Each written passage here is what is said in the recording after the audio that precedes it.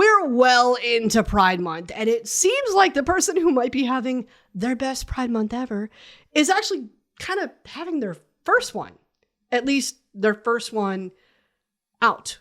Caleb Shomo of Beartooth, I mean, he has not even been out a month yet, and it does seem like he's having his best Pride Month ever. He's freeing himself in this current moment, and I have particularly felt engaged and interested in this journey because generally it resonates with all of us. Think about it. Queer or not, we all know what it's like to wear masks in different facets of our life, and we all understand how frustrating that is when we have to do it. And what I really wish is that we didn't have to do it at all. But that's not reality, and that's not the world we live in, and I do understand that. Caleb Shomo's Pride Month, I'm telling you, is truly starting a bigger conversation, and that is something I want to talk about with you vigorously. First things first, thank you so much for the love and the checking in. Some of y'all noticed that I did take off last Wednesday, and that's because there was a lot going on. Personally, in my personal life, there was a lot going on. A number of different things. I will start with good news in that some of you noticed I was talking about having a mole removed on my cheek, and it was because it did look sus. Check your moles. That's my PSA for the week. Have your doctor look at them. And thankfully, I did get biopsy results back. It is not melanoma. So we're happy about that. We're celebrating that. That's great. But man, waiting on some results, yeah, it's tough. It's tough to have to sit and wait for those. So there's some of that going on. There's some other personal stuff going on. You know, just all of that was a lot. I'm getting new, information as I'm growing this podcast and as I'm growing as a content creator, or whatever you want to call me, like podcast host, entertainer, influencer, whatever you want to call me, whatever you want to call what it is that we're doing. I'm definitely learning as I'm on this journey. And this is something that, yes, it is an anchor for me when I am having a tough time with my mental health. But unfortunately, just because of, this is real. Sometimes you have to prioritize other things too, your job, a family member who needs you, a loved one who needs you. Sometimes, because of what's going on, because every situation is fluid and flexible, you start to sacrifice some other things. You can even make that assessment for your own body, which is essentially what I did. I decided for myself that because I was having a tough time with some other stuff, that I needed to prioritize some rest. And I needed to maybe put this type of thing on the back burner while I worked on recovering and getting myself up to speed again so that I can stay consistent for you again. And I feel like we're at that spot. Man, take your PTO. I'm just telling you, take your PTO. That is also another PSA that I hope you take from me this week because, baby, we took Friday off. It was a beautiful day. We had a pizza delivery, and we very simply caught up on Love Island, which I have comments, I have questions, I have concerns about what I'm seeing this season on Love Island too. Believe me, man, it just... Oh, these people, you know what I want to see? I want to see 30-year-olds do Love Island, and I want to see like nap time involved in Love Island. Or do Love Island while trying to have a full-time job.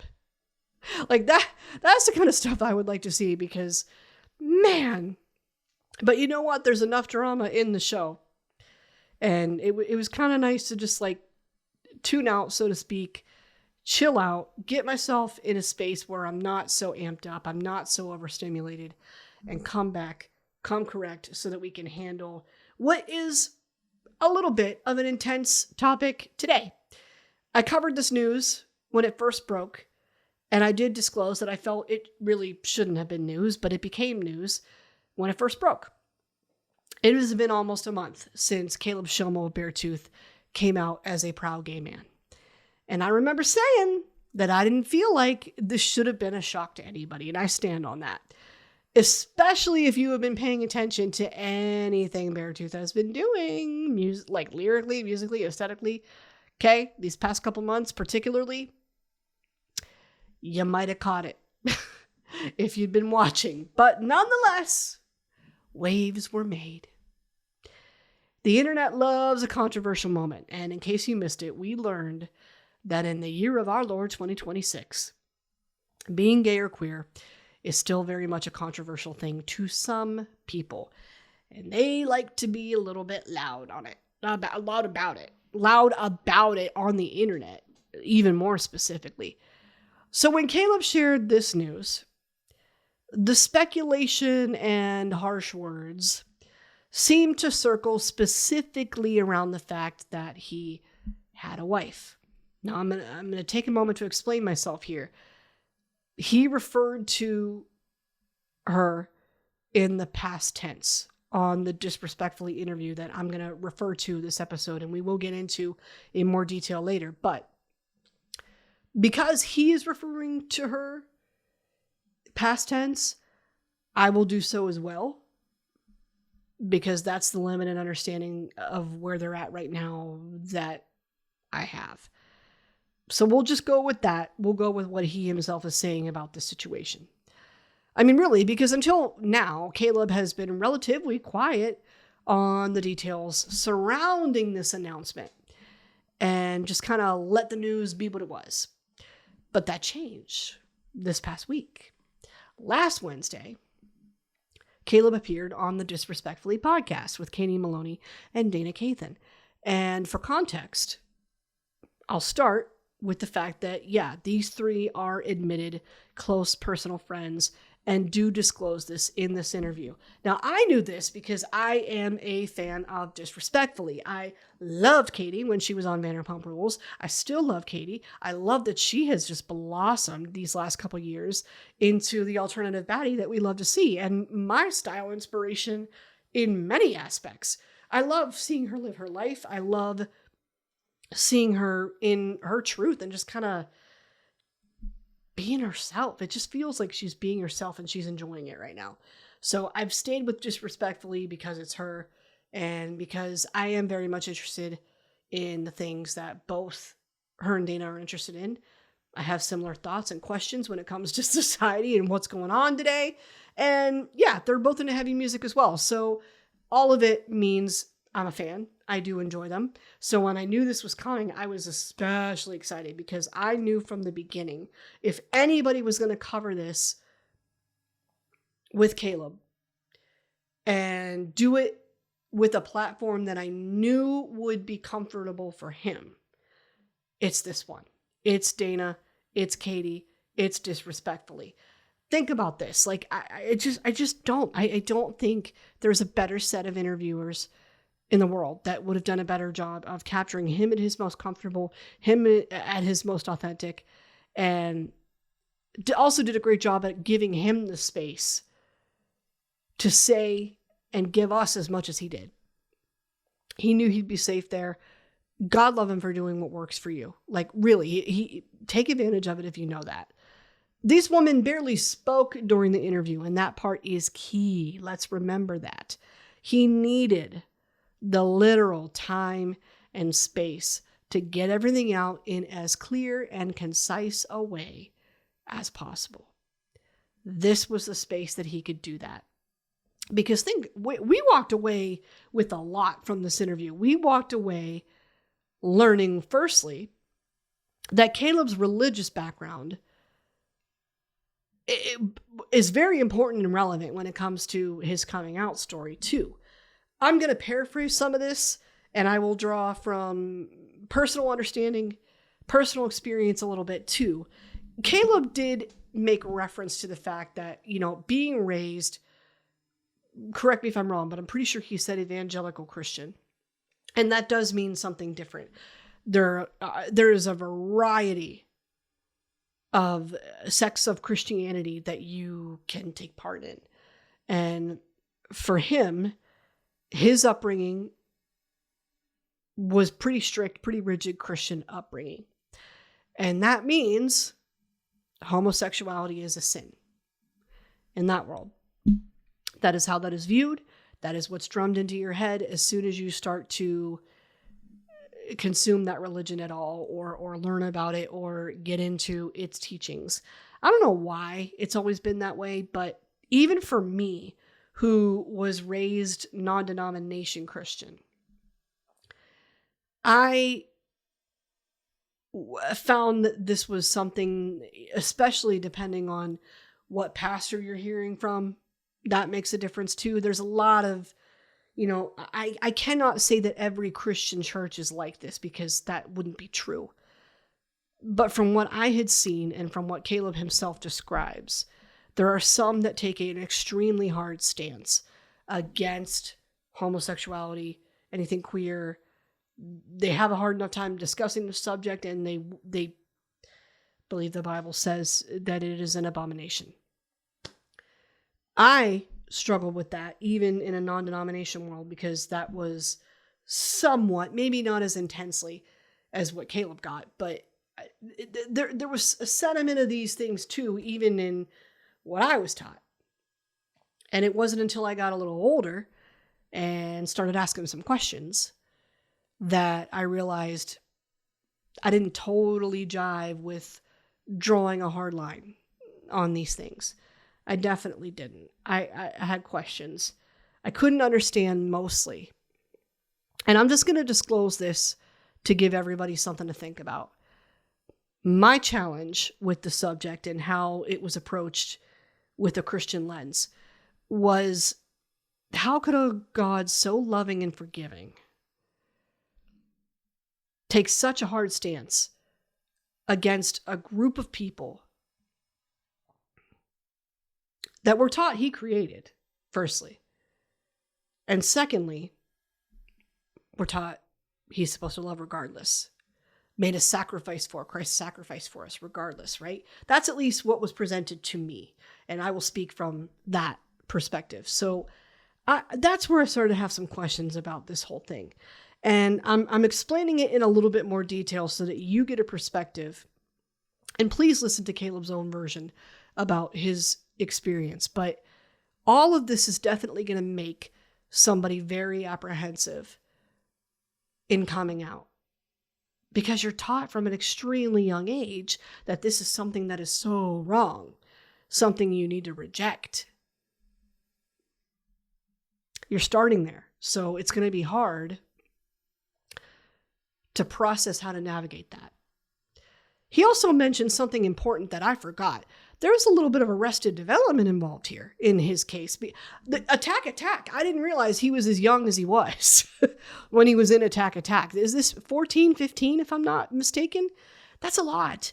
And, you're given adult responsibilities at an age where you barely understand yourself.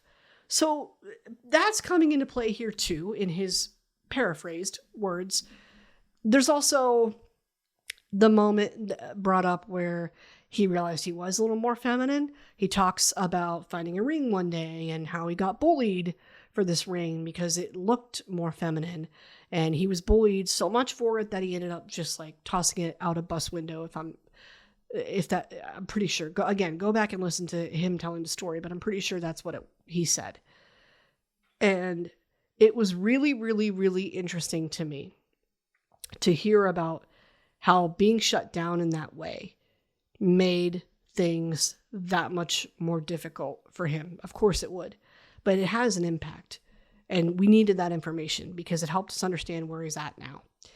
Also, his, perception and experience when it comes to how being gay is received in metal and in society in general. I mean, overall, that impacted his decision to come out. It also meant that he was going to come out to his wife, but do it in his own way and do it that, maybe a little bit differently than other people would have wanted. That whole discussion that he detailed, which is interesting to listen to too. And he did mention that he was aware of how much heat they both were getting online. Overall, it was a great perspective on why things played out the way that they did in the situation. There was a lot of, you could start to see his side of why things ended up the way they ended up. The podcast was also worth a watch, which I don't say often. It was worth the watch to see his reactions. It was worth the watch to gauge them. And you could see it added to the story because it helped you see for your own eyes the pain and joy reflected in this whole story. You could see it as he tells it. When it comes to podcasts, I like to call myself a purist, and that's because I started my career in radio, on the air, audio only. The video of it all did not come into play until after I was taught broadcast fundamentals. So I just feel like audio is the purest way to present the art form of broadcast. That's just me. If you don't know this, I'll just explain. Like, it's only been the last 10, 15 years, somewhere in there, where both audio and video have gone hand in hand, especially in broadcast in the radio world. I know that is because the way we use social media has changed. But I digress. I could do a whole episode on just that topic, and I won't because we have a different topic today. I'm just saying, given the sensitive nature of this interview, I understand why it was worth the watch, and I recommend a watch so that you get the full understanding of everything. I would like to hear his ex-wife's more detailed thoughts too on a platform where she feels more comfortable, but I don't know that we'll get that. We're certainly not owed it. She has been relatively quiet about a lot of this, and the most that she said about any of it is that she's sad. Of course, anybody would be in her position. Hadn't said a whole lot much more than that, but that's what she's offered. And I'm only saying, man, I wish that we kind of heard a little bit more, because I just think that her thoughts would be important when it comes to some other couple that is looking for support because they're experiencing something similar. I think it could be helpful. This is a rare thing. This isn't something that happens every day. Her thoughts are valuable to hear too. They are. So if she wants to talk, we're all ears, but if not, that's okay too. After listening to the full interview, I was left with one big takeaway. And that is the bigger conversation. The whole reason we're doing this episode.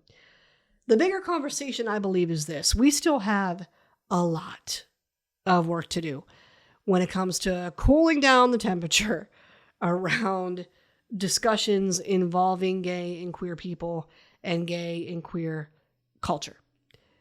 In 2026, it is hard to believe, hard for me to imagine, that coming out is still seen as somewhat taboo or controversial. But this case shows that it still is for some of us. And I think that there are a few reasons for that. I mean, in fairness, this one probably raised more eyebrows because we know there's a heterosexual relationship involved. And we're trying to process how all that's connected and how all that works. And naturally, it's going to lead to questions. The metal world ate it up because there's some discourse there. I will say this, we do still have some super bro-y alpha males in the culture, just like anywhere else in the world right now. This is not exclusively a metal thing. It's around, okay? And I think there's always going to be a super macho presence in heavy metal because that is its origin. That is the packaging it was delivered to us in. However, I did do a whole episode on this. I see this balancing out. Women and their role and what they do within this space, it's all evolved. And I don't believe that the scene is so macho that it's impossible for anything feminine to exist or coexist with. I do think those opportunities have been opening up. I would like to see that open up more. And what I'm getting at is, because we're still seeing some hateful stuff, I can understand apprehension in coming out even today. I will also submit to the class that the political climate we're currently in is not helping. It is not helping to create any inclusivity at all. And that is another reason why coming out is still seen as taboo or controversial, or it gets attention. We're doing a lot. We're doing the absolute most right now, regardless of where you are on the political spectrum. I'm just saying it is a lot. Like, we're almost asked to be extreme in our choices and extreme in our stances. And I'm going to get into this in a minute, but it's a lot. There is also the presence of religion. And, right now in the US, it is getting more diverse, but mostly we still cling to Christianity and its teachings. Our laws have some basis in that as well. So when those teachings are still openly presented as directly opposed to anything homosexual or queer, and you are encouraged to hold that hard line, and you're inundated with that information from an early age, people are going to have visceral reactions to it, or, any thoughts or comments on the subject. I explained that's kind of part of the teachings. I've got my reservations about that. I've got my questions about that, man. I'm kind of curious to see if this changes as I get older. I'm wondering if people will still hold on so tightly as I age. And I'm hoping we open up there. We need to open up there. That's what I'm going to put the period on that subject. The bigger conversation is that we've got to do and talk about doing a better job of creating a space to openly talk about these things. And I do think that we can do that by taking a cue from Katie and Dayna. We need to do what they did in the Caleb interview. We need to listen. They listened and they paused before responding. And I know that this is likely natural because in this instance, these three are admitted close personal friends. And they did take very good care of Caleb and his emotions during this interview. But what if we treated anything that we didn't understand or agree with this way? There are hard boundaries and morals involved sometimes, yeah.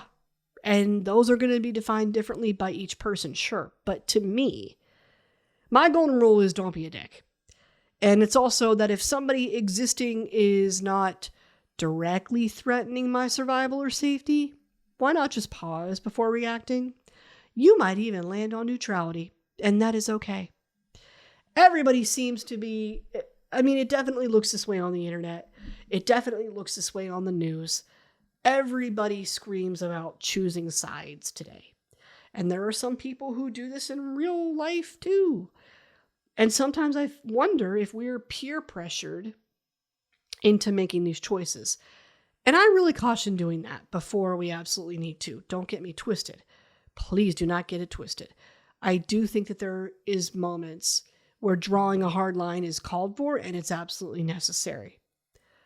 But you do not need to turn every situation into a choose your side situation. So let's get away from that. Let's let indifference or neutrality enter the conversation, enter the chat as an option. Okay? My final thoughts, and I think this is where I'm going to leave this, like anything else in life, when somebody is passionate about something, it is going to be hard to sway someone away from loving that thing and doing that thing. Because Caleb is creative and loves to create, he will continue to do his thing, and Beartooth will likely carry on, and gain a new audience. They will gain a different fan base here. In the Disrespectfully interview, Caleb hinted at this already, but he's noticing that his front row at these last few shows that they've done, they look different. And that's a good thing. What's going to happen is their fan base is going to be more reflective of where Caleb and the band are at today. And again, it should mirror what's happening in the world. Heavy music should follow suit. That's a natural thing for any artist to have happen as they grow as people. Your fan base should look a little bit differently if you're going to do things differently. It's going to happen. And on a personal note, I'm all for diverse audiences in heavy music. I can't think of a con to being more inclusive. I can't. You know, you got to keep some things in check. But generally, let's pause, see what everybody's doing, see where they're at first, and then make our decision. You know, that whole thing. The gatekeeping, too early to employ that in a lot of situations, and that's why I caution it. So this Pride Month, let's use it as an excuse to practice interacting with artists or even fellow members of the public with neutrality and pause first. I think it's okay to be in our separate corners when we don't get along. I think that's okay too. Don't force interaction where there doesn't need to be one or where there's no real reason for it. But do seek balance.